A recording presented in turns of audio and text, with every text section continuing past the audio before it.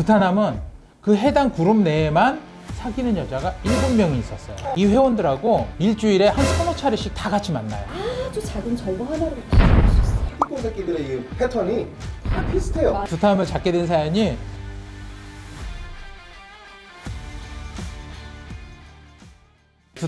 된 사연이 그 여자 5호가 두타 쇼핑몰에 쇼핑을 하러 갔다가 두타남을 목격합니다.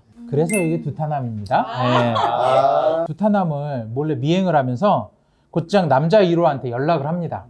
연락받은 남자 1호는 남자 멤버들 몇 명을 소집을 하고 담당 수사관한테 신고를 하고 그 두타로 출동을 해서 남자 1호와 다른 그 멤버들이 합세해서 두타남을 잡고 여기에 도착한 경찰한테 인계를 합니다. 아 그러면 여자 5호는 그 쇼핑하던 두타남을 우연하게 발견한 건가요? 여자 5호가 발견한 건 쇼핑하던 두타남이 아니고 두타 쇼핑몰에서 보안요원으로 일하던 두타남이었어요. 두타 직원들 사이에서도 말이 많았다고 합니다. 두타남이 이제 발칙한 사기극은 막을 내리게 됩니다. 그 여자 5호분도 탐정 사무실로 미행을 잘 하시는 것 같아요. 저희 탐정 사무실은요 튀면 안 돼요 이미. 쫓아가다 쟤 아까 봤는데 왜 날 따라오지? 바로 발각이 됩니다. 잘생기거나 이쁘면 안 되는구나. 그러면 나 못 들어가겠네. 이 당시에 이 사람 몇 살이었죠? 20대 아니었을까요? 20대 후반? 아니 30대였어요. 그 이 두 사람은 돌싱이 맞았던 거예요. 예, 돌싱은 돌싱이었어요. 이렇게 보면 잘생기고 이쁜 거는 어찌 보면 선천적으로 이제 타고난 거잖아요. 이런 페이스를 갖고 있는 사람 입장에서는 속상합니다. 많이 안타깝네요. 그렇죠. 예. 네. 폴리님께서는 어쨌든 지금 범죄를 잡아야 되는 그러니까 그런 직업 쪽에 계신 경찰분이시잖아요. 좀 어떠셨어요? 사실 뭐 남자도 여자도 돈을 그렇게 준다는 거는 그 사기죄에서는 기망이라는 표현이 나와요. 그렇죠. 어떻게 보면은 상대가 나를 속이는 건데 그렇죠. 저는 그 속이는 것 자체가 마음을 속인다고 생각을 하거든요. 근데 이 여자분들도 이 남자분에게 마음을 줬기 때문에 그게 너무 안타깝고 돈을 돌려받았으면 좋겠는데 그 외모가 그런 거를 다 안 보이게끔 할 정도로 홀려버리게 되는 건가요? 요즘에 그 가스라이팅이라는 말을 많이 쓰잖아요. 그만큼의 약간 좀 세뇌를 또 시킨 것도 좀 어느 정도 좀 역할을 하지 않았나라고. 뭘로 세뇌를?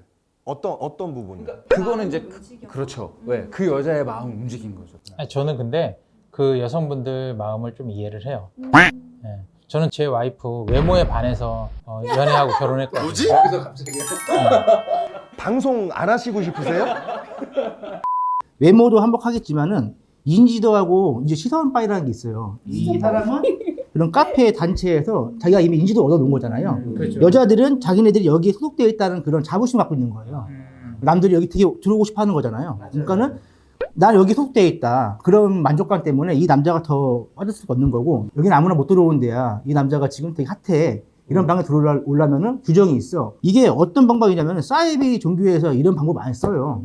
너랑 나랑 만나는 게 이 단체에서 알면 안 돼. 내가 정해놓은 룰이야. 만약에 알게 되면 내 이치가 뭐가 되겠니? 같은 그룹에 있지만은 말을 못 하는 거야, 서로 간에. 예, 그러면서 그거였어요. 남자들은 또 뭐냐? 이 사람을 믿고 돈을 주는 게 아니거든요. 자기도 이 사람이 이 핫한 방의 방장이기 때문에 뭔가 좀 잘 보이고 접근하게 펴였던 거죠. 근데 보통 이렇게 어떤 금전적으로 뭐 누군가를 이렇게 사기치고 이렇게 하게 되면 숨게 되잖아요. 얘는 그냥 버젓이 그냥 거기서 일을 하고 있네. 연인 관계에 일어난 금전적 사기에 대해서는 경찰분들 되게 애매모호해요. 그래서 이 사람은 그런 걸 악용해갖고 나 어차피 이거 얘한테 돈 받아 먹어도 형사로 문제가 안 돼. 민사로 가면 돼. 그런 좀 돌아가는 시스템 알고 있지 않을까. 그래서 제가 말씀드린 게 지금껏 사건 부반장에 나왔던 그런 신고자들 중에서 최고 지능적으로 보인다고 말씀드린 거거든요. 네. 폴리님께서는 이런 케이스의 사건을 혹시 경험을 해보신 적이 있으세요? 해본 적이 있는데 그래서 제가 좀 되게 안타깝다고 생각을 했던 게 그 여성분이 남자분한테 거의 1억, 2, 3천 정도 주셨어요. 대출까지 받아가지고. 근데 이게 참 이게 사기라고 이렇게 딱 단정 짓기 너무 애매모호한 게 내가 정말 이 사람을 너무 좋아해서 그래서 이 사람한테 돈을 빌려줬어요. 그런데 돈을 받지 못했어. 이게 다 사기라고 할 수는 없는 거거든요. 그렇죠. 이런 사연 보면은 여자분들이 너무 외롭다고 좀 쉽게 휘둘리지 않았으면 좋겠어요. 차라리 있는 돈, 모아놨던 돈이면은 그냥 그냥 없어졌구나 이렇게 생각할 텐데 대부분 보면 다 이게 다 금융권에서 대출을 받아서 한단 말이에요. 그러니까 온전히 자기 목밖에 안 돼버리잖아 이게. 여자분들은 대출을 안 받아보면 잘 몰라요. 저도 대출 어떻게 하는지 잘 모르거든요. 근데 상대방 남자가 어떻게 대출을 받는지 알려줘요. 뭐 어디 가서 해라, 무슨 캐시 하면 된다, 뭐 뭐를 담보로 하면 얼마까지 해준다. 네. 잡힌 기준. 오이 좋다. 네. 잡히면 죽어야죠. 네.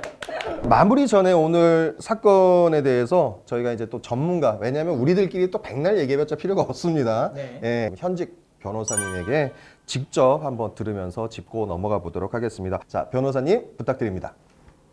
안녕하세요. 법무법인 여정의 반효정 변호사. 박재현 변호사입니다.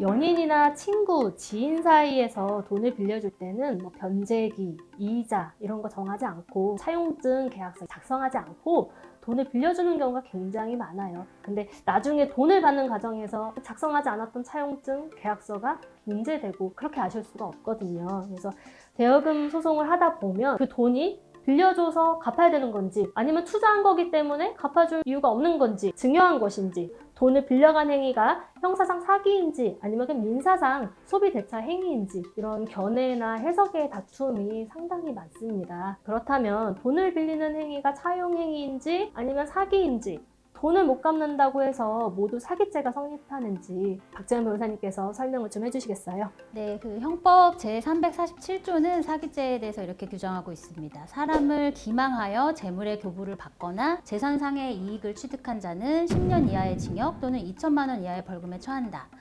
자, 바로 사기죄가 성립하기 위해서는 우선 기망행위가 있어야 돼요. 그 기망행위라는 거는 사람을 속여서 상대방을 착오에 빠뜨리게 하는 것이거든요. 그 상대방이 이 기망행위로 인해서 재산상 손해를 입게 하는 그런 편취행위가 있다라면은 사기죄가 성립을 하게 됩니다.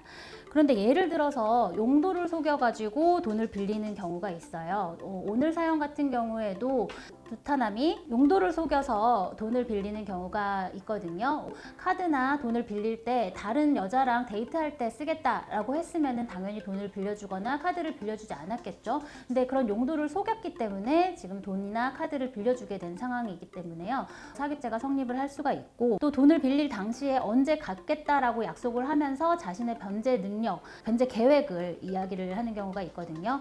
이번 사연 같은 경우에도 다음 달에 카드값이 나오면 내가 갚겠다라고 이야기를 하지만 사실은 그게 또 다른 여자에게 돈을 빌려가지고 갚으려고 하는 것이고 그렇게 돌려막기를 하다 보면은 언젠가는 이거를 자기가 갚지 못할 거라는 거를 알고 있을 거예요. 그렇기 때문에 변제 능력이나 그런 변제 계획이 사실이 아닌 것을 상대방에게 고지를 하고 돈을 빌린 것이기 때문에 사기죄가 성립할 수 있습니다. 그리고 이렇게 여러 사람들의 피해액을 합쳤을 때 만약에 그 피해액이 5억 원 이상 된다 라고 하면은 보통의 형법의 사기죄보다 조금 더 높은 형량으로 처벌을 할 수 있습니다.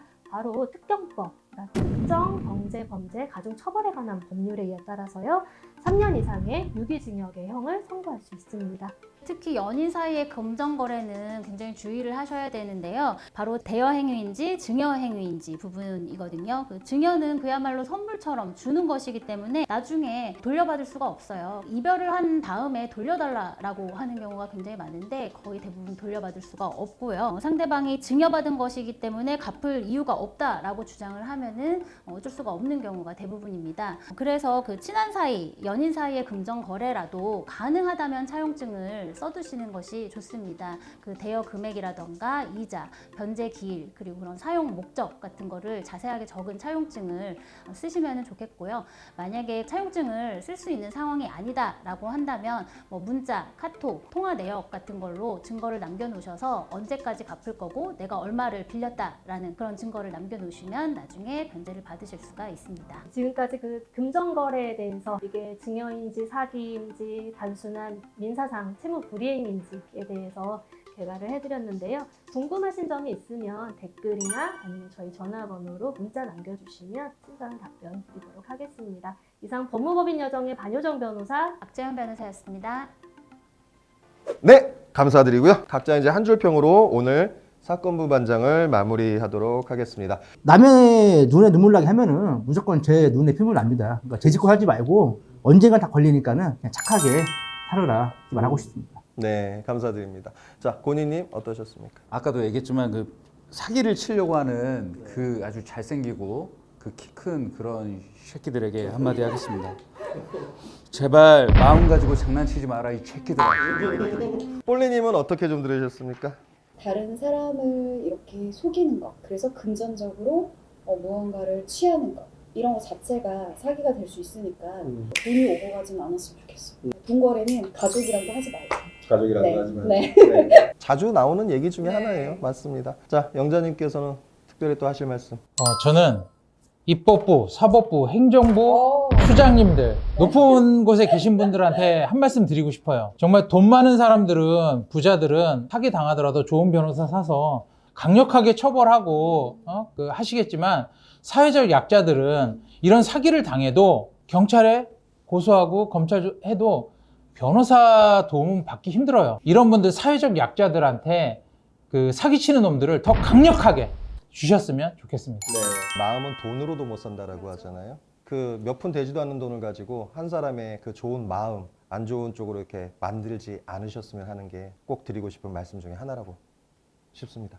우리 시청해주신 여러분들도 다양하고 솔직한 의견 댓글로 좀 남겨주시길 바라고요. 돌싱의 참견 해돌TV 다음 편에 더 또 놀라운 사건을 가지고 찾아뵙도록 하겠습니다. 시청해주셔서 감사합니다. 감사합니다.